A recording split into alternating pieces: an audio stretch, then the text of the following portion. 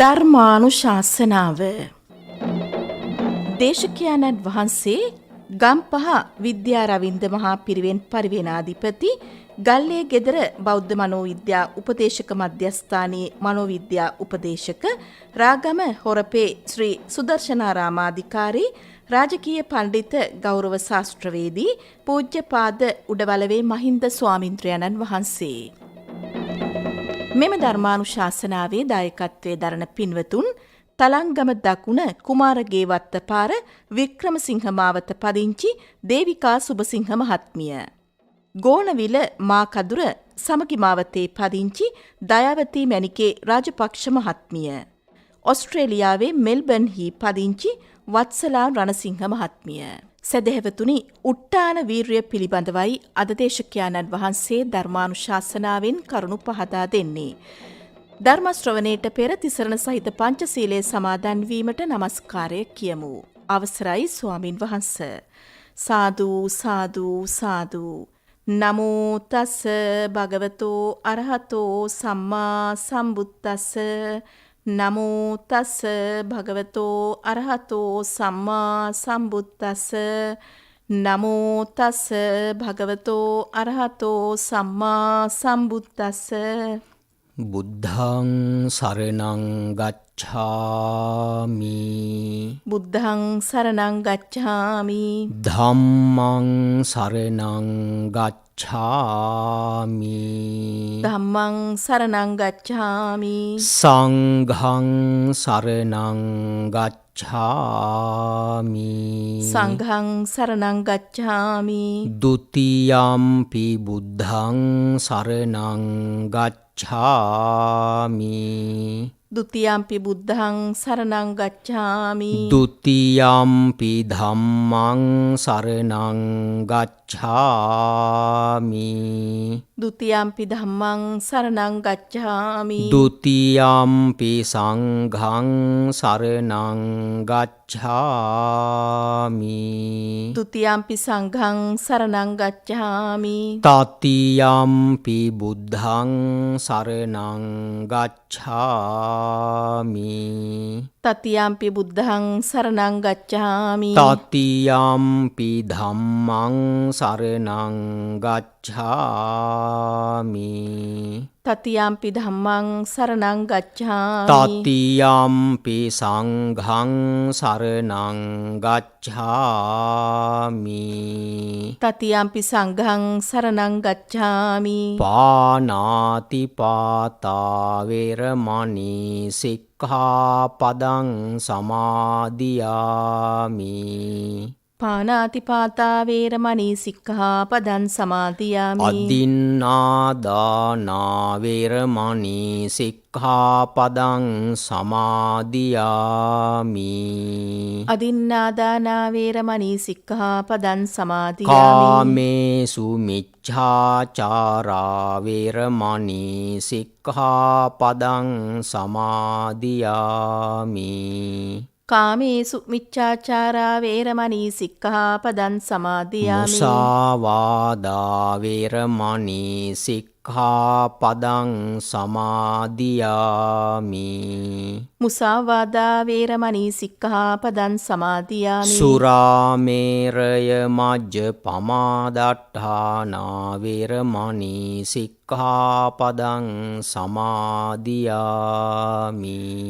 සුරාමේරය මජ්ජපමා දට්ඨානා වේරමණී සික්ඛාපදං සමාදියාමි. සාදු සාදු සාදු. සමන්තා චක්කවාලේසු අත්‍රා ගච්ඡන්තු දේවතා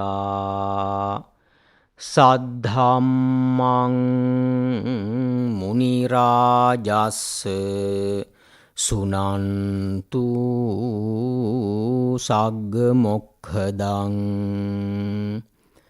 ධම්මා ශ්‍රවණ කාලෝ අයං භදන්තා. ධම්මා ශ්‍රවණ කාලෝ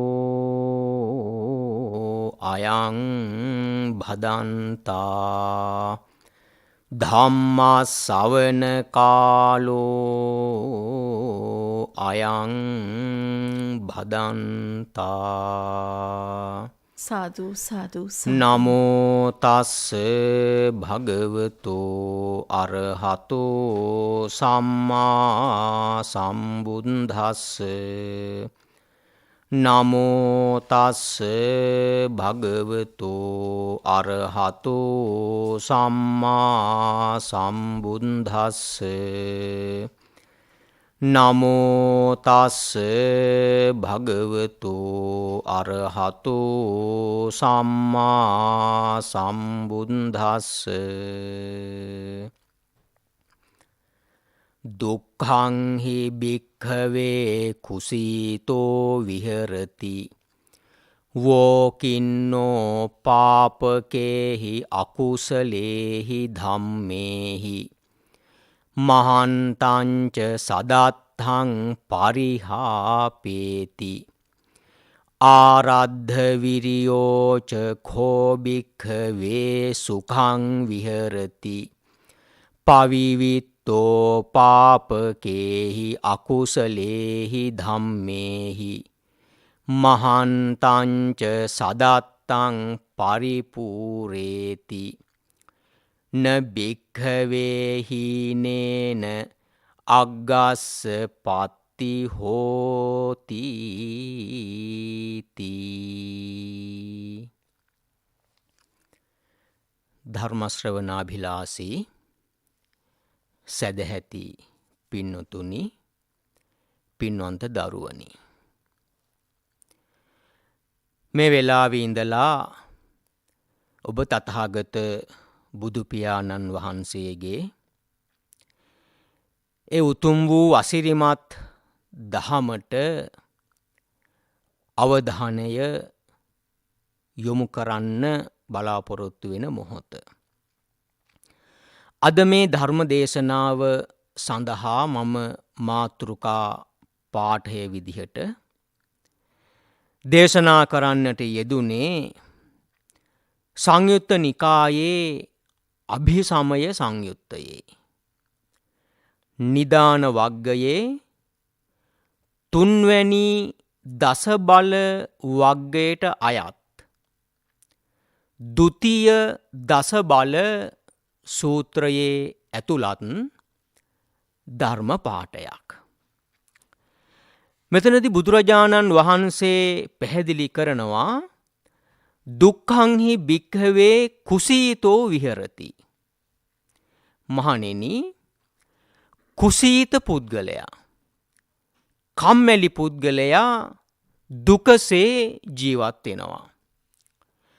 වෝකින්නෝ පාපකේහි අකුසලේහි ධම්මේහි. ඒ විතරක් නෙවෙයි, එයා පව්කම් වලින්, අකුසල කර්ම වලින් තමන්ගේ ජීවිතය පුරවගෙනයි ජීවිතය ගත කරන්නේ. මහන්තංච සදත්තං පරිහාපේති. මේ ජීවත්වීම තුළ ඒ පුද්ගලයාට ලැබෙන්න තියෙන බොහෝ දේවල් නැති වෙලා යනවා. එයාට මේ ජීවිතය තුළ යන්න තිබුණු තැන් මගහැරෙනවා. ඒවා එයාගෙන් ඈතට යනවා. එවැගේම තවත් කාරණාවක් බුදුහාමුදුරුවෝ පැහැදිලි කරනවා. ආරද්ධ විරියෝච කෝ භික්ඛවේ සුඛං විහෙරති. මහණෙනි, මේ එළඹ සිටි වීරයෙන් යුක්තව උත්සාහයෙන් කටයුතු කරන කෙනා සැපසේ වාසය කරනවා. පවිවිත්තෝ පාපකේහි අකුසලේහි ධම්මේහි. ඒ තැනැත්තා තමාගේ ජීවිතය පව්කම් වලින්, අකුසල් දහම් වලින් ඈත් කරගෙන ජීවත් වෙනවා. මහන්තංච සදත්තං පරිපූරේති. එයා තමාගේ ජීවිතයේ උසස් අර්ථයන් සාක්ෂාත් කරගන්නවා. තමාගේ ජීවිතය අරගෙන යන්න පුළුවන් ඉහළ තැන්වලට එයා අරගෙන යනවා. මෙතනදී බුදුරජාණන් වහන්සේ සනාතන දහමක් අවධාරණය කරනවා. ඒක තමයි න භික්ඛවේ හීනේන අග්ගස්සපත්ති හෝති. මහණෙනි, පහත් ජීවිකාවක් ඇති මනුස්සයා, පහත් ප්‍රතිපත්ති ඇති මනුස්සයා කවදාවත් අග්‍රබවට යන්නේ නැහැ. ශ්‍රේෂ්ඨත්වයට යන්නේ නැහැ. අග්ගේනචකෝ අග්ගස්සපත්ති හෝති. ඒ ශ්‍රේෂ්ඨ ප්‍රතිපත්තිත් එක්කලයි, උසස් ධර්මතා එක්කලයි, උසස් වටිනාකම් එක්කලයි පුද්ගලයෙක් ශ්‍රේෂ්ඨත්වයට පත් වෙන්නේ කියලා. එතකොට මේ ධර්ම කාරණාවත් එක්කලා අපිට බුදුරජාණන් වහන්සේ පැහැදිලි කරලා දෙනවා පුද්ගලයෙක් දුකට පත්වීම, එහෙම නැත්නම් දුකසේ ජීවත්වීම සහ සැපසේ ජීවත්වීම කියන මේ කාරණා දෙකට අනුගත වෙන්නේ කොහොමද කියලා. දැන් බුදුදහම පිළිබඳව කතා කරනකොට අපි දන්නවා බුදුදහමේ මූලික පදනම තමයි ලෝකය දුකයි කියන එක. දුක්ඛේ ලෝකෝ පතිට්ඨිතෝ. බුදුරජාණන් වහන්සේ මේ ලෝකය දුකයි කියලා අවධාරණය කරන්නේ අපිට ඒ දුකේ ඇලිලා ගැලිලා ඉන්න නෙවෙයි, පවත්නා තත්ත්වය හඳුනා ගැනීම. අපි පවත්නා තත්ත්වය හඳුනා ගන්නේ ඒ තත්ත්වයෙන් අත මිදිලා සැපය කරා යන්න. චතුරාර්ය සත්‍ය ගත්තහමත් අපිට පේනවා තුන්වැනි ආර්ය සත්‍ය තමයි දුක්ඛ නිරෝධ ආර්ය සත්‍ය, දුක නැති කිරීම. එතකොට හතරවෙනි ආර්ය සත්‍ය තමයි දුක්ඛ නිරෝධ ගාමිනී පටිපදා ආර්ය සත්‍ය. ඒ දුක නිවන වැඩපිළිවෙලට අනුගත වීම, ඒ ඔස්සේ තමාගේ ජීවිතය මෙහෙයවා ගැනීම. එතකොට මෙතනදී බුදුරජාණන් වහන්සේ පැහැදිලි කරන්නේ අපේ මේ ජීවිතයේ ලෞකික දුක සහ ලෞකික සැප පිළිබඳව. දැන් අපේ ජීවත්වීම පිළිබඳව අපි අරගත්තහම දැන් අපි කතා කරනවා මිනිස්සු දුකසේ ජීවත් වෙනවා. එවාගේම තවත් කෙනෙක් පිළිබඳව අපි කතා කරනවා සැපසේ ජීවත් වෙනවා කියලා. දැන් මේ දවස්වල ගත්තහම අපේ රටේ ජනතාව ඉතින් බොහෝම දුකසේ තමයි ජීවත් වෙන්නේ. ඉතින් කවුරු හරි හම්බ වුණාමත් අහන්නේ සැපද කියලා. ඉතින් එතකොට දැන් බුදුරජාණන් වහන්සේ පැහැදිලි කරනවා මේ දුක් සහිත ජීවිතයක්, කරදරකාරී ජීවිතයක් අපිට ගෙවන්න වෙන්නේ අපේ කුසීතකම නිසා කියලා. දුක්ඛංහි භික්ඛවේ කුසීතෝ විහෙරති. එතකොට එහෙමනම් දැන් අපි මේ දවස්වල මේ දුකසේ ජීවත් වෙන්නේ අපේ කම්මැලිකම නිසාද? අපේ වැරැද්දක් නිසාද? එහෙම නැත්නම් බුදුහාමුදුරුවන්ට වැරදිලාද? ඉතින් මෙතනදී අපි තේරුම් ගන්න ඕන අපි අද ගෙවන යම් අපහසුතාවක් තියෙනවා නම්, අද අපි ගෙවන යම් දුකක් විඳින යම් දුකක් තියෙනවා නම් ඒකට අපිත් වග කියන්න ඕන කියලා. මොකද මේ කුසීතකම කියන එක, කම්මැලිකම කියන එක, මේ කුසීතකම කියන්නේ වෙන මොකටවත් නෙවෙයි, අපි නිසි වෙලාවට නිසි කටයුතු නොකිරීම, නොකරන බව. මේකට තමයි කුසීතකම කියලා කියන්නේ. අපි වැඩ කටයුතු පස්සට කල් දානවා. අපි පස්සේ බලන්නම් කියලා ඉන්නවා. යමක් කරන්න ඕන වෙලාවේදී, යමක් කළ යුතු වෙලාවේදී ඒ දේ අපි හරියට කරන්නේ නැහැ. එකයි කිව්වේ දුක්ඛංහි භික්ඛවේ කුසීතෝ විහෙරති. ඉතින් දැන් මේක අපිට පේනවා සමාජයේ දිහා බැලුවාම පේනවා මිනිස්සු අන්තිම මොහොතේදී තමන් හොඳටම හිර වුණාම තමයි මිනිස්සුන්ට ඇස් ඇරෙන්න පටන් ගන්නෙ. මිනිස්සු ක්‍රියාත්මක වෙන්නේ. එතකන් මිනිසුන් කම්මැලිකමට ඔහේ නිදියගෙන ඔහේ උන දෙයක් උනාවේ කියලා බලාගෙන ඉන්නවා. මේ සමාජය තුල සබුද්ධික ප්‍රජාතන්ත්‍රවාදය අපට දකින්න ලැබුණේ නැහැ. අපේ ජනතාව තුල එහෙම එකක් අපිට පේන්න තිබුණේ නැහැ. බොහෝම නිද්‍රෝපගත ප්‍රජාතන්ත්‍රවාදයේ පිළිබඳ අවබෝධයක් තමයි අපේ සමාජයේ දිහාවේ බලනකොට අපිට පේන්නේ. වෙන එකක් තියා මේ ප්‍රජාතන්ත්‍රවාදය කරවන අයටත් ප්‍රජාතන්ත්‍රවාදය කියන වචනය කියව ගන්නත් බෑ. ඒගොල්ලෝ කියනවා ඇහෙන්නේ ප්‍රජාතන්ත්‍රවාදය කියලා. එතකොට මේ සමාජයක් ඉහළට යන්න නම් සමාජයක් සැපවත් වෙන්න නම් ඒ සමාජයේ ජීවත් වෙන අය සමාජයේ පවතින අය මේ ප්‍රජාතන්ත්‍රවාදයේ පිළිබඳව නිවැරදිව දැනගෙන තියෙන්න ඕන. නිවැරදිව ඉගෙනගෙන තියෙන්න ඕන. එහෙම මේ ප්‍රජාතන්ත්‍රවාදයේ පිළිබඳව හොඳ අවබෝධයක් ඇති වුණොත්, ඒ පිළිබඳව දැනුම්වත් බවක් ඇති වුණොත්, ඒ පිළිබඳව අවධානයක් ඇති වුණොත් තමයි ඒ රටේ ජීවත් වෙන ජනතාව සබුද්ධිකව කටයුතු කරන්න පටන් ගන්නේ. ඉතින් මේ මොහොතේ අපේ ජනතාව අපිට පේනවා මේ සබුද්ධික බවින් තොරව කටයුතු කරන හැටි. පාරවල් වහනවා බස් හරස් කරලා. ඒ වගේම ගල් මුල් ප්‍රහාර එල්ල කරනවා. එතකොට මේ විදිහට සමාජය තව තවත් පීඩා වෙන ආකාරයට සමාජයේ රටේ මහ ජනතාව තව තවත් විපත්තියට පත් වෙන ආකාරයට කටයුතු කරනවා. ඉතින් ඒක නිසා අපි මෙතන විශේෂයෙන් තේරුම් ගන්න ඕන දුක්ඛංහි භික්කවේ කුසීතෝ විහෙරති. අපි කම්මැලි කමින් හරි වෙලාවේ හරි තීන්දුව තීරණ ගන්නෙ නැතිව අලසව නිද්‍රෝපගතව හිටියොත් අපට අපේ ජීවිතයේ දුකසේ ගෙවන්න වෙනවා කියන එක. ඉතින් අපිට දැන් මේ බුදුහාමුදුරුවන්ගේ මේ ධර්ම කාරණාව බොහොම හොඳට පැහැදිලිව පේනවා. ඊළඟට මෙතනදීම සඳහන් කරනවා වෝකින්නෝ පාපකේහි අකුසලේහි ධම්මේහි.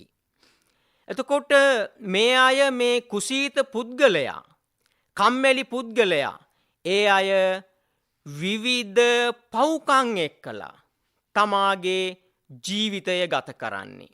විවිධ අකුසල කර්ම එක්කලා වැරදි වැඩ එක්කලා තමාගේ ජීවිතය ගත කරන්නේ.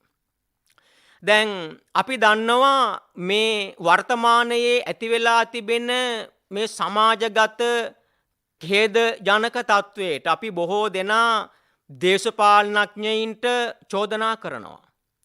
ඒක ඇති වරදක් නැහැ. නමුත් අපි මෙතනදී තේරුම් ගන්න ඕන දේශපාලනඥයෝ විතරක් නෙවෙයි මුළු මහත් සමාජයේම අපි මේකට වග කියන්න ඕන කියන එක.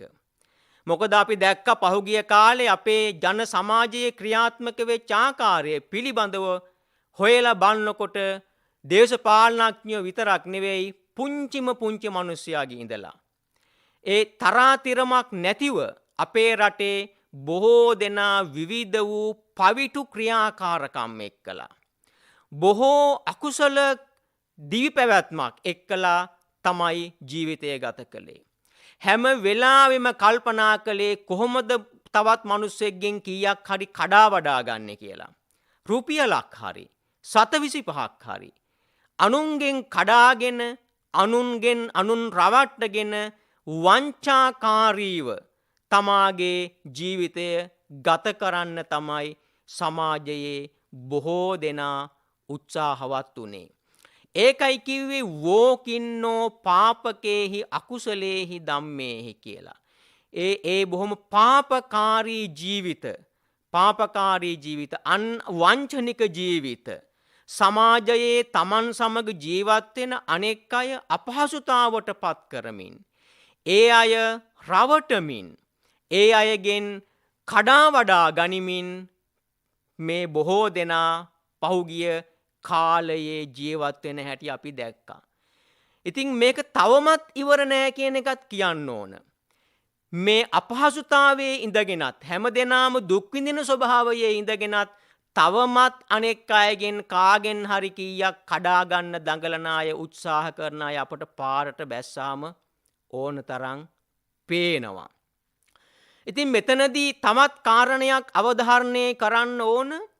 අපේ කුසීතකමත් එක්කලා අපිට මේ පෞකාරී ජීවිතයකට යන්න වෙනවා. මොකද කුසීතකම එකතු වුණාම අපි අපේ ජීවිතය නිසි තැනට අපිට අරගෙන යන්න බැරි වෙනවා. එතකොට මොකද අපි අපේ වැඩ කටයුතු කල් දානවනේ. කරන්නේ නැහනේ. දැන් වර්තමානයේ ගත්තහමත් පේනවා බොහෝ දෙනා මේ අපේ විශේෂයෙන්ම අපේ අලුත් පරම්පරාව පුංචි දරුවෝ ගත්තහම බොහෝ දෙනා විනාශ වෙනවා මේ ජංගම දුරකථනයත් එක්කලා. ඒ වගේම මේ අන්තර්ජාල ක්‍රීඩා එක්කලා තමාගේ කාලය ගෙවනවා. තමාගේ ජීවිතය නැති කර ගන්නවා. එතකොට මෙන්න මේ විදිහට තමන් පුංචි කාලේ කරන්න ඕන දේ සෛසවේභ්‍යස්ත විද්‍යානං තමාගේ ඒ අධ්‍යාපනය හරිහැටි කරගන්නේ නැති වෙනකොට තමන්ට විභාග ටික හරිහැටි පාස් කරගන්න බැරි වෙනකොට අන්න තමාගේ කුසීතකම නිසා මේ අයට සිද්ධ වෙනවා වෙනත් අය පස්සෙන් යන්න. පස්සෙන් ගිහිලා රැකිරක්ෂා හොයාගන්න සිද්ධ වෙනවා. දැන් අපි දන්නවා ඉස්පිරිතාල ගත්තහම ඉස්පිරිතාලවල දොස්තර මහතුරුන්ට වඩා ඉන්න කම්කරු හරි බලවත්. දැන් පාසල් වලටත් ඒ තත්ත්වය ඇවිදින්න තියෙනවා. පාසල් වලත් විදුහල්පතිවරුන්ට වඩා ඒකේ ඉන්න ඔය පුංචි පුංචි කම්කරු ඔය මුරකරුවෝ වගේ අය හරි බලවත්. ඒකට හේතුව තමයි අර ඉහළ ඒ නිලතල දරන අය ඒගොල්ලෝ ඉගෙනගෙන විභාග පාස් කරලා ආවේ. නමුත් අර පල්ලෙහා ඉන්න අය කම්කරුවෝ වගේ අය ඒගොල්ලෝ දේශපාලනය කරලා ආවේ. එතකොට මෙන්න මේ විදිහට තමාගේ ජීවිතයේ ඒ පුංචි කාලයේ තමන්ගේ සුදුසුකම් ටික හරියට හදාගත්තේ නැති වෙනකොට එක එක්කෙනා පස්සේ ගිහිල්ලා ඒ තමන්ගේ රැකිරක්ෂා වගේ දේවල් හොයාගන්න සිද්ධ වෙනකොට අපිට පේනවා අන්න ඒ අයගේ ජීවිත නිතැතින්ම මේ පාපකාරී ක්‍රියාවන් වලට යොමු වෙනවා කියන එක. ඒක නිසා ඒ පුද්ගලයෝ විතරක් නෙවෙයි මේ සමාජ දේහයම දුකටපත් වෙන්න ඒක හේතුවක් වෙනවා කියන එක. ඊළඟට මහන්තංච සදත්තං පරිහාපේති. එතකොට මේ ක්‍රියාවලිය තුල ඒ පුද්ගලයාට තමාගේ ජීවිතය තුල යන්න තිබෙන අවස්ථා බොහෝ දේ එයා මගහරව ගන්නවා. දැන් ওই සිගාලෝවාද සූත්‍රය අරගත්තහම මේ කම්මැලිකම කියන එක කුසීතකම කියන එක ඒ පුද්ගලයාගේ ස්වභාවය බුදුහාමුදුරුවෝ පැහැදිලි කරනවා. දැන් අපේ දහම් පාසල් යන දරුවෝ බුද්ධ ධර්මයේ ඉගෙන ගන්න දරුවෝ මේව ඉගෙන ගන්නවා. අති සීතන්ති කම්මං නකරෝති. දැන් සීතල වැඩි කියලා ඒ වෙලාවි වැඩ කරන්නේ නැහැ. අති උන්හන්ති කම්මං නකරෝති. මේ වෙලාවි උෂ්ණය වැඩි කියලා වැඩ කරන්නේ නැහැ. අති සායන්ති කම්මං නකරෝති. දැන් හැන්දෑ වෙලා වැඩි කියලා වැඩ කරන්නේ නැහැ. අති පාතෝති කම්මං නකරෝති. දැන් උදෑසන වැඩි කියලා වැඩ කරන්නේ නැහැ. අති ඡාතෝස්මීති කම්මං නකරෝති. දැන් බඩගිනි කියලා වැඩ කරන්නේ නැහැ. අති ධාතෝස්මීති කම්මං නකරෝති. දැන් බඩ පිරෙලා වැඩි කියලා වැඩ කරන්නේ නැහැ. එතකොට මේ විදිහට Tamanට කරන්න තියෙන වැඩේ ඒක කරන්නේ නැහැ. ඒක පස්සට කල් දානවා. ඒක නොකර ඉන්නවා. මේක තමයි කුසීතයාගේ ලක්ෂණය. ඉතින් අපි අපේ මෑත ඉතිහාසය මෑත අතීතය ගත්තහම අපේ රටේ මේක බොහොම හොඳට දැක්කා. අපේ රටේ බොහෝ දෙනා තමන් කළ යුතු වැඩේ තමන්ගේ වැඩේ හරියට කළේ නැහැ. තමන්ගේ වැඩේ කරන්නේ නැතුව වෙනත් ඕන නැති වැඩ නම් ඕන තරම් කරනවා. තමන් නොකළ යුතු වැඩ නම් තමන්ට අදාළ නොවන වැඩ නම් ඕන තරම් කරනවා. තමන්ගේ වැඩ කරන්නේ නැහැ. ඉතින් බොහෝ වෙලාවට වැඩ වර්ජන. ඒක පැත්තකින් ඉස්පිරිතාල වැඩ දොස්තර මහත්තුරු වැඩ වර්ජනේ ඉවර වෙනකොට හෙදෙහිදියෝ වැඩ වර්ජනේ පටන් ගන්නවා. ඒගොල්ලෝ ඉවර වෙනකොට අනෙකුත් සේවකයෝ පටන් ගන්නවා. එතකොට ස්පිරිතාලවල වැඩ වර්ජන ඉවර වෙනකොට පාසල් වල පටන් ගන්නවා. ඒක ඉවර වෙනකොට දුම්රිය පටන් ගන්නවා. මාස ගණන් මාස 2 3 මේවා ඇදිලා ගියා මේ විදිහට. එතකොට මේ විදිහට අපි දැක්කේ මිනිස්සු වැඩ කරන්න උත්සාහයට වඩා වැඩ නොකර ඉන්නයි උත්සාහ කළේ. ඉතින් වැඩ වර්ජන නොවුනත් ඔය කාර්යාලවලට ගිහිල්ලා බලනකොට විශේෂයෙන්ම රජයේ කාර්යාලවල ඉතින් අපිට පේනවා මේ අය වැඩ කරනවට වඩා වැඩ නොකර ඉන්න තමයි අවස්ථාවන් හදාගන්නේ. ඉතින් අන්තිමට මේක පුරුද්දක් විදිහට ගියාම ගෙවල් වලට ගියාට පස්සෙත් එහෙම තමයි. ගෙවල් අපායවල් වගේ. ඒ Tamanගේ ගෙවල් වල කළ යුතු වැඩ ටික ඒ අය කරන්නේ නැහැ. ඒ නිසි වෙලාවට ඒ වැඩ කටයුතු ටික කරන්නේ නැහැ. එතකොට මෙන්න මේක තමයි බුදුහාමුදුරුවෝ පැහැදිලි කළේ දුක්ඛං භික්ඛවේ කුසීතෝ විහෙරති. එතකොට දැන් අපිට පේනවා ওই ජපානයේ වගේ රටකට ගියාම ඉස්සල්ලාම කරන්නේ අපේ අතේ ඔරලෝසුවක් බඳිනවා. අපේත් ඉතින් ඔය තරුණ දුවල පුතාලා තරුණ වයසට එනකොට ඔරලෝසුවක් නම් අතේ බඳිනවා. නමුත් ඒකේ කටු වැඩ කරන්නේ නැහැ. ඒගොල්ලන්ට ඒකේ වෙලාව හරියට වැඩ කරනවාද කියලා හොයන්න ඕන කමක් නැහැ. මොකද අපේ රටේ එහෙම වෙලාවට වැඩ කිරීම පිළිබඳව අවධානයක් නැති නිසා. නමුත් අපේ බුදුහාමුදුරුවන්ගේ ජීවිතයේ පිළිබඳව අවධාරණයට ගත්තාම දැන් බලන්න බුදුහාමුදුරුවන්ට තිබුණ කාලසටහනක්. කාලසටහනක් තිබුණා. විශේෂයෙන්ම දැන් මේ බණ අහන දරුවෝ මේව හොඳට කල්පනා කරන්න ඕන. තමන්ට කාලසටහනක් තියනවද? තමන් තමාගේ දවසෙන් හරියට ප්‍රයෝජන ගන්නවද?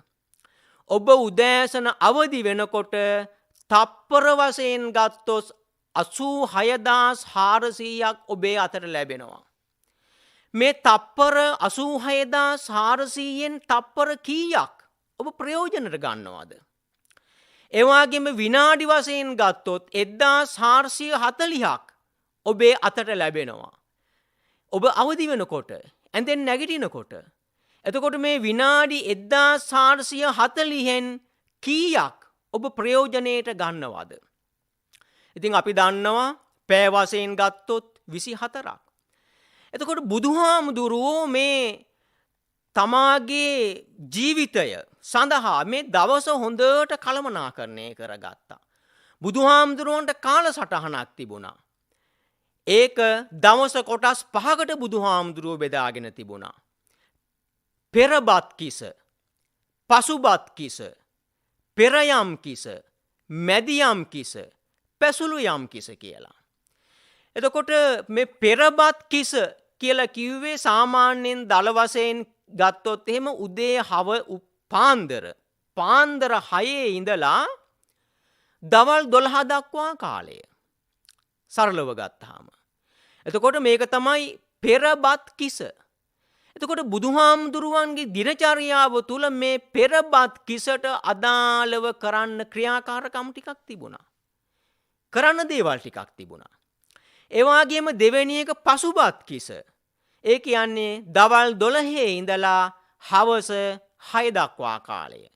එතකොට මේ කාලය තුලත් බුදුහාමුදුරුවන්ට කරන්න ඒ නිශ්චිත ක්‍රියාකාරකම් ටිකක් තිබුණා. ඊට පස්සේ පෙරයම් කිස කියලා කියන්නේ හැන්දෑවේ 6 ඉඳලා රාත්‍රී 10 දක්වා කාලය. මේ කාලය තුලත් එහෙමයි.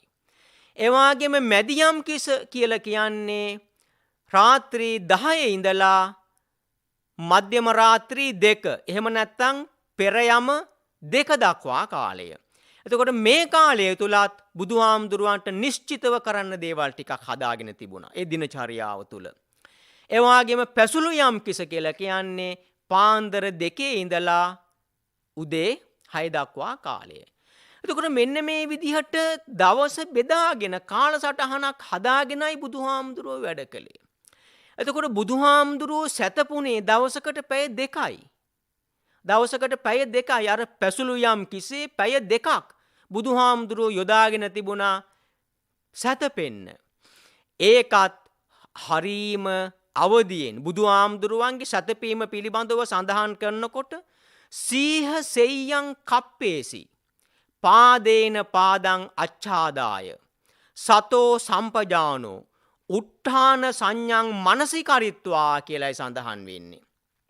බුදුහාමුදුරුවෝ යකා පොළවේ ගැහුවා වගේ එහෙම සැතපෙන්නේ නැහැ අපි වගේ. එතකොට බුදුහාමුදුරුවෝ බොහෝම පිළිවෙලට දකුණු ඇලෙන් දකුණු පසට හැරිලා දකුණු ඇලෙන් සිංහ සෙයියාව කියලා අපි එකට කියන්නේ. ඒ සිංහ සෙයියාවෙන් දකුණු පාය උඩ වම් පාය තබාගෙන ඒ වගේම බොහෝම සිහියෙන් සතෝ සම්පජානෝ තවත් මෙතන විශේෂ කාරණාවක් තියෙනවා උට්ඨාන සංඥං මනසිකරිත්වා අවදි වෙන වෙලාව සිහියේ තියාගෙන. දැන් මේක ඊටමත් වැදගත්. දැන් අපි උනත් දන්නවා අපිත් මේක ඇත්තටම මේක පුරුද්දක් විදිහට අපි ක්‍රියාත්මක කරනවා. මොකටද මේ අවදි වෙන වෙලාව සිහියේ තියාගන්නේ?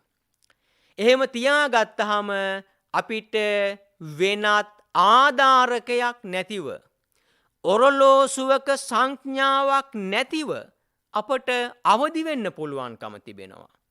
අපේ මේ බණ අහන දරුවෝ මේක හොඳට පුහුණු කරන්න. ඔබ නිදා ගන්නකොට හොඳට හිතට පණිවුඩයක් දීලා නිදා ගන්න. මට හෙට අහවල් වෙලාවටයි මම නැගිටින්නේ කියලා. හොඳට මේක පුහුණු වුණාට පස්සේ ඔබේ හිතට ඒ පණිවිඩය හොඳට ඇතුල් වෙන තරමට ඔබේ හිත සකස් වුණාට පස්සේ කිසිදු අපහසුාවක් නැතිව අර සුඛං පටිබුජ්ජති කියන විදිහට හොඳ සැපවත් විදිහට කිසිදු නිදිමතක් නැතිව ඔබ බලාපොරොත්තු වෙන ආකාරයට බලාපොරොත්තු වෙන වෙලාවට ඔබට අවදි වෙන්න පුළුවන්කම තිබෙනවා. එතකොට මෙන්න මේකයි බුදුරජාණන් වහන්සේ පැහැදිලි කළේ ආරද්ධ වීරිය කියලා. එතකොට අර කුසීතකම දුරු කරන පුද්ගලයා එයා මොකද කරන්නේ? කුසීතකම ඈත් කරලා ආරද්ධ වීරිය එළඹ සිටි වීරිය ඇතිව තමාගේ ජීවිතය ගත කරනවා ක්‍රියාත්මක කරනවා. ආරද්ධ විරියෝචකෝ භික්කවේ සුඛං විහරති. අන්න ආරද්ධ වීරිය එළඹ සිටි වීරිය තමාගේ ජීවිතයට එකතු කරගත්තාම සැප ජීවිතයට එකතු වෙනවා. දැන් මේ කාලයේ වුණත් එහෙම තමයි. මේ කාලයේ බොහෝසේ දුකසේ බොහෝ දෙනා ජීවත් වුණාට අර එළඹ සිටි වීරියෙන් ජීවත් වුණ අයට මේ දුක දැනෙනවා අඩුයි. දැන් මේ දුක වුණත් මේක හැමෝටම දැනෙන්නේ එක විදිහට නෙවෙයි. අර කුසීතවම ජීවත් වෙච්ච අයට මේක හොඳටම දැනෙනවා. අර එළඹ සිටි වීරියෙන් ජීවත් වෙච්ච අයට මේක අඩුවෙන් දැනෙනවා. මොකද ඒ අය තමාගේ ජීවිතය ප්‍රතිපත්ති ඇතිවයි ජීවත් වුණේ. ඒ අය සබුද්ධික ප්‍රජාතන්ත්‍රවාදීවයි ජීවත් වුණේ. ඒක නිසා බොහෝ දෙනා මේවා නොදැන හිටියන් නෙවෙයි. ඒක නිසා ඒ අයට තමාගේ ජීවිතය සැපසේ ගත කරන්න පුළුවන්කම තිබෙනවා දුෂ්කර අවස්ථාවක වුණත්. ඉතින් දුෂ්කර නොවන අවස්ථාවක නම් අපිට ඒ පිළිබඳව කතා කරන්න දෙයක් ඇත්තෙම නැහැ. ඒකයි කිව්වේ ආරද්ධ විරියෝචකෝ භික්කවේ සුඛං විහරති. එළඹ සිටි වීරයෙන් කටයුතු කරන කෙනා සැපසේ ජීවත් වෙනවා. එයාට දුක දැනෙනවා අඩුයි. පවිවිත්තෝ පාපකේහි අකුසලේහි ධම්මේහි. එයා තමාගේ ජීවිතය තුළ අකුසල කර්ම බැහැර කරලා අකුසලයෙන් තමාගේ ජීවිතය මුදවාගෙනයි ජීවත් වෙන්නේ. අර කුසීත පුද්ගලයාට තමයි බොහෝ වෙලාවට ඒ අකුසල් දහම් එක්කලා තමාගේ ජීවිතය ගත කරන්නේ.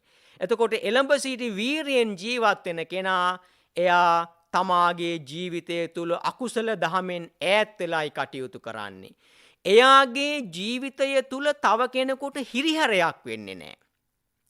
එයාගේ ජීවිතය තුළ තව කෙනෙකුට කරදරයක් වෙන්නේ නැහැ. දැන් පහුගිය කාලේ අපි දැක්ක දේ තමයි මම මේ කියන්නේ මෑත ඉතිහාසයේ මේ ඊයේ පෙරේද නෙවෙයි.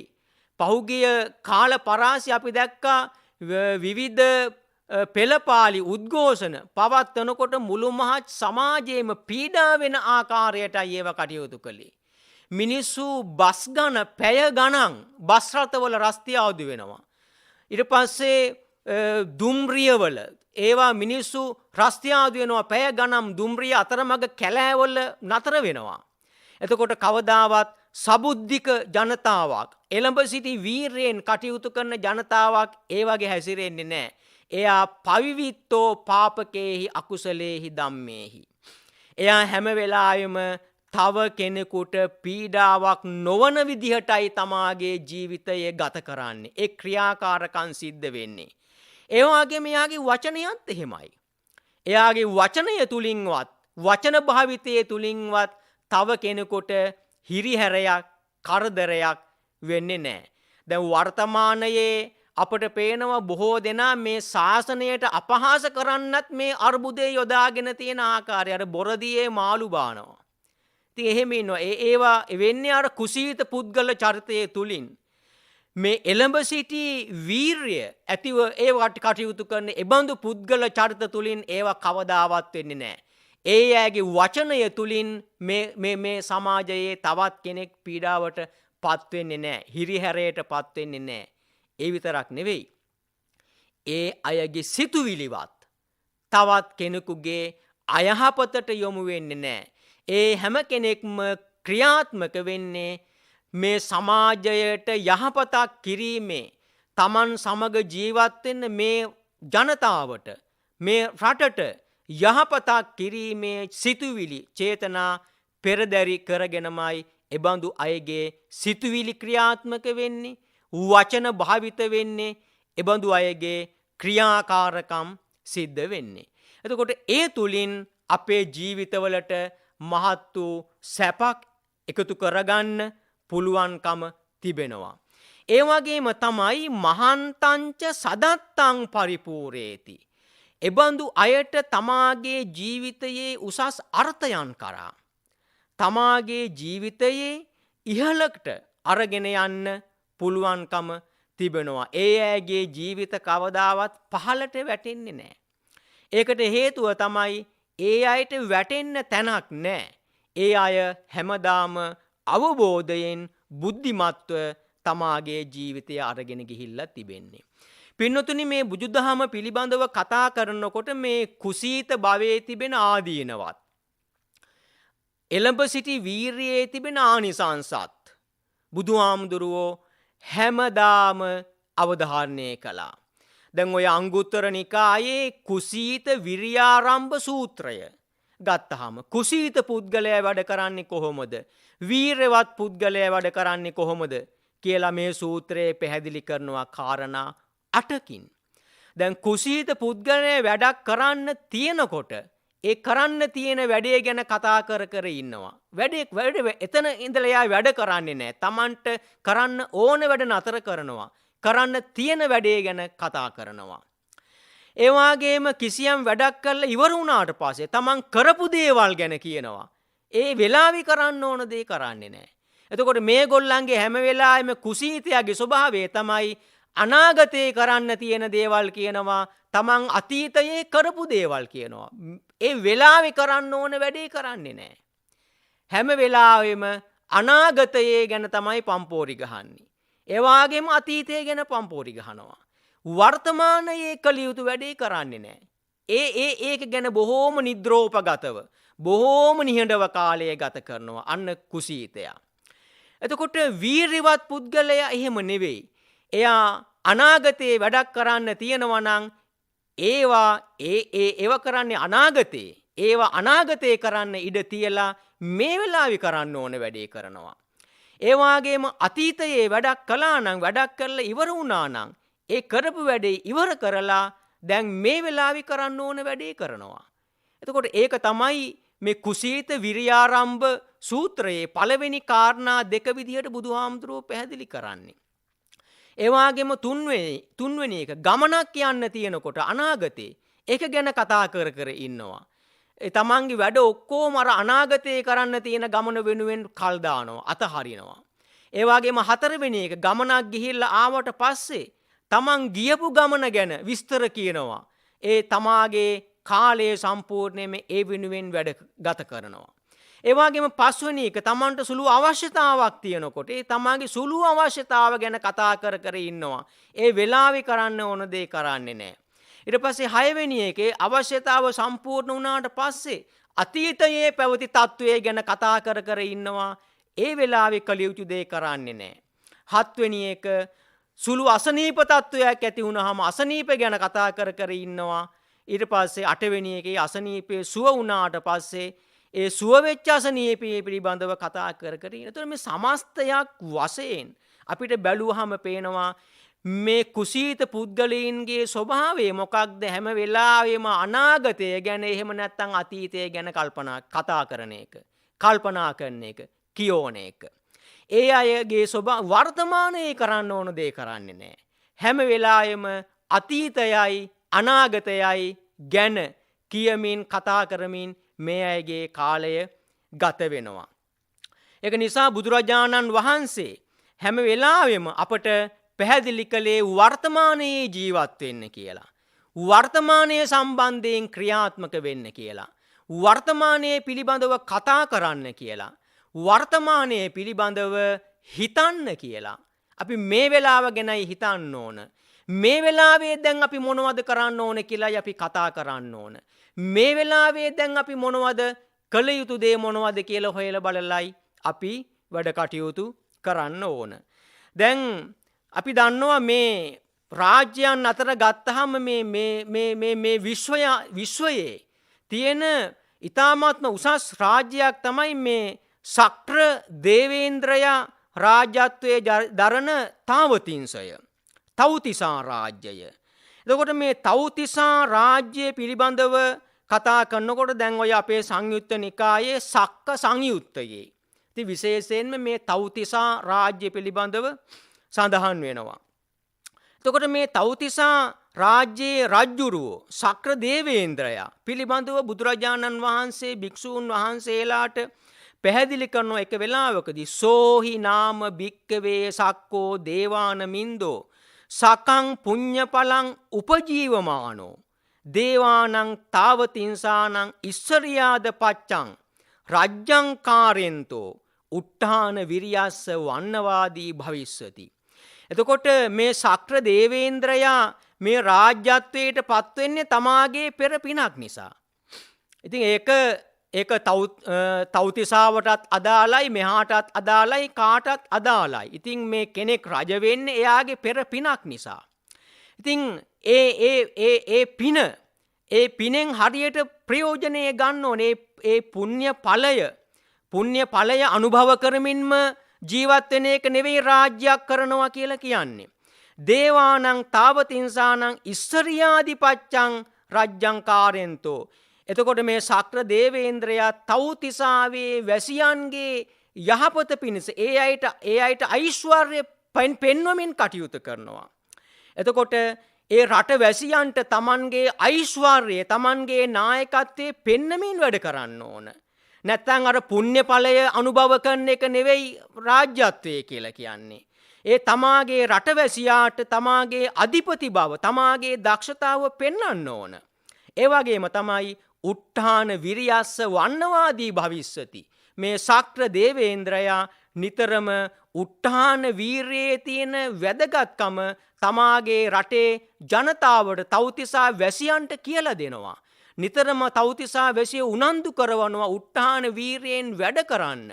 එතකොට මෙන්න මේ තව්තිසාවේ රාජ්‍යත්වයේ කරන ඒ ශක්‍ර දේවේන්ද්‍රයාගේ ස්වභාවය මේ අපටත් හරීම වැදගත්. අපිත් මේ උට්ඨාන වීරියේ තියෙන වැදගත්කම හඳුනා ගන්න ඕන. අපේ ජීවිතයට උට්ඨාන වීරිය ඇති කර ගන්න ඕන. මේ වෙලාවේදී අපේ ජීවිතය තුළින් කළ යුතු දේවල් අපි මනවින් හඳුනාගෙන ඒවා හොඳට ක්‍රියාත්මක කරන්න ඕන. මේ සමාජය පීඩාවට පත්වෙන දේවලින් අපි ඈත් වෙන්න ඕන. සබුද්ධික ප්‍රජාතන්ත්‍රවාදයේ පිළිබඳව අපි ඉගෙන ගන්න ඕන. ඒ තුලින් අපේ ජීවිත ඒ යා යුතු තැනට උසස් පරමාර්ථයන් කරා, උසස් අර්ථයන් කරා අරගෙන යන්න ඒකාන්ත වශයෙන්ම අපට පුළුවන්කම ලැබෙනවා. ඒකයි බුදුරජාණන් වහන්සේ පැහැදිලි කළේ ආරද්ධ විරියෝච කෝ භික්ඛවේ සුඛං විහෙරති කියලා. ඒ සැපවත් බව ඔබේ ජීවිතවලට එකතු කරගන්න එළඹ සිටි වීරයෙන් යුක්තව කටයුතු කරන්නට අවශ්‍ය ශක්තිය ලබා ගැනීම පිණිස මේ ධර්ම ශ්‍රවණානිසංසය ඔබ හැම දෙනාටම හේතු වාසනා වේවා කියලා මේ වෙලාවේදී ප්‍රාර්ථනා කරනවා. සාදු සාදු සාදු. අවසරයි ස්වාමීන් වහන්ස, මෙම ධර්මානුශාසනාවේ දායකත්වයේ දරන පින්වතුන්ගේ අරමුණු සහ ප්‍රාර්ථනාවන් පරලෝ සැපත් සෝමතිලක රාජපක්ෂ මහතාගේ 92 වෙනි ජන්මදිනයේ යෙදුන අද දවසට ඒ මහතාට පින් අනුමෝදන් කර නිවන් සුව ප්‍රාර්ථනා කිරීම සඳහා දායකත්වයේ දරනවා තලංගම දකුණ කුමාරගේ වත්තපාර වික්‍රමසිංහ මාවතේ පදිංචි දයාබර බිරිඳ දේවිකා සුබසිංහ, දිනේෂ් රාජපක්ෂ පුතණුවන්, අවන්ති රාජපක්ෂ ලේලිය සමග නුලාරා ඔනිදි සහ දිනද යන මුණුබුරු මිනිබිරියන්.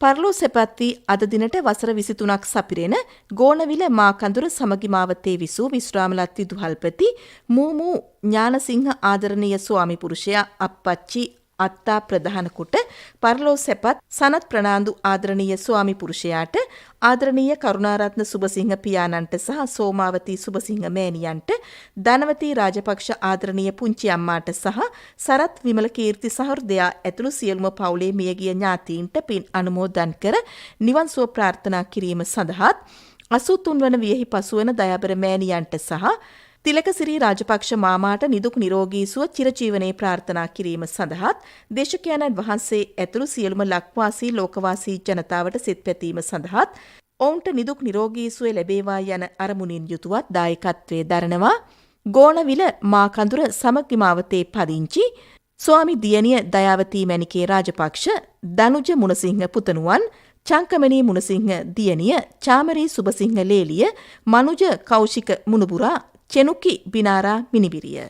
අප්‍රේල් මාස 25 වන දිනට 86 වන උපන් දිනය සමරන ගිරිඋල්ල බෝපිටිය මැල්ල වලාන පදිංචි ආර්.එම්. ජිනදාස රණසිංහ දයාබර අප්පච්චීට සහ අප්‍රේල් මාස 21 වන දින 40 වන උපන් දිනය සැමරූ දුමිදු ප්‍රියංකර රණසිංහ දයාබර මල්ලීට, සුසිලා කළුආරච්චි අම්මාට මෙම ධර්ම දානමය කුසල බලයෙන් නිරෝගී සුව පිරි වාසනාවන්ත අනාගතයක් උදා වේවායි ආසිරිපතන්නේ ඔස්ට්‍රේලියාවේ මෙල්බර්න්හි පදිංචි වත්සලා කුමාරි රණසිංහ දියණිය. දැන් පුණ්‍යානුමෝදනා කිරීම සඳහා ගෞරවනීය දේශකයන්න් වහන්සේට නැවතත් ආරාධනා කරනවා.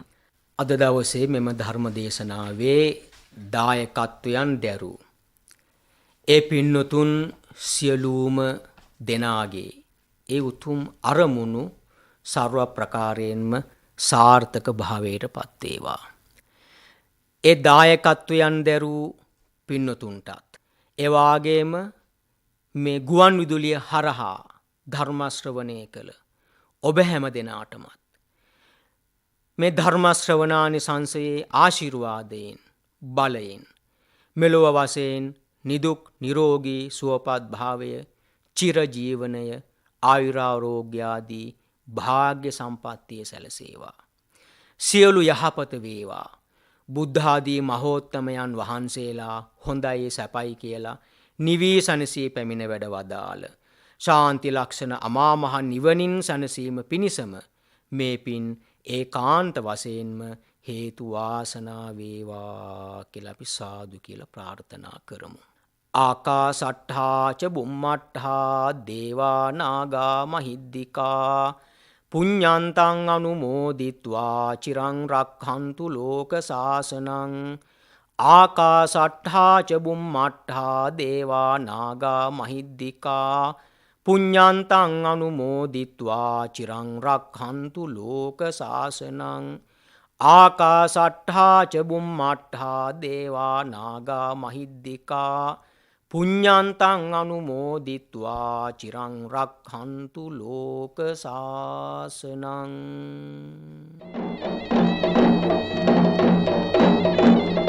සාදු සාදු සාදු. සැදැහැවතුනි, ඔබ සවන් දුන් එම ධර්මානුශාසනාව පැවැත් වූ දේශකයාණන් වහන්සේ ගම්පහ විද්‍යාරවින්ද මහා පිරිවෙන් පරිවේනාධිපති ගල්ලේ ගෙදර බෞද්ධ මනෝවිද්‍යා උපදේශක මධ්‍යස්ථානයේ මනෝවිද්‍යා උපදේශක රාගම හොරපේ ශ්‍රී සුදර්ශනාරාමාධිකාරී රාජකීය පණ්ඩිත ගෞරව ශාස්ත්‍රවේදී පූජ්‍යපාද උඩවලවේ මහින්ද ස්වාමින්ත්‍රයණන් වහන්සේ. දේශකයන්න් වහන්සේට නිදුක් නිරෝගී සුව දීර්ඝායුෂ ප්‍රාර්ථනා කරමින් සාදුකාරයක් පවත්වමු. සාදු සාදු සාදු. සදහැවතුනි, ඔබටත් පුළුවන් ස්වදේශීය සේවයේ ධර්මදේශනාවන් සඳහා දායකත්වයේ ලබා ගන්න. කතා කරන්න ආගමික අංශයට අපගේ දුරකථන අංකය 0112 697 140 0112 697 140. මෙම ධර්මදේශනාවේ සංයුක්ත තැටියක් හෝ කැසට් පටයක් ඔබට අවශ්‍ය නම් මෙම දුරකථන අංකයෙන් විමසන්න 011307 1082 011307 1082. ඔබට තෙරුවන් සරණයි.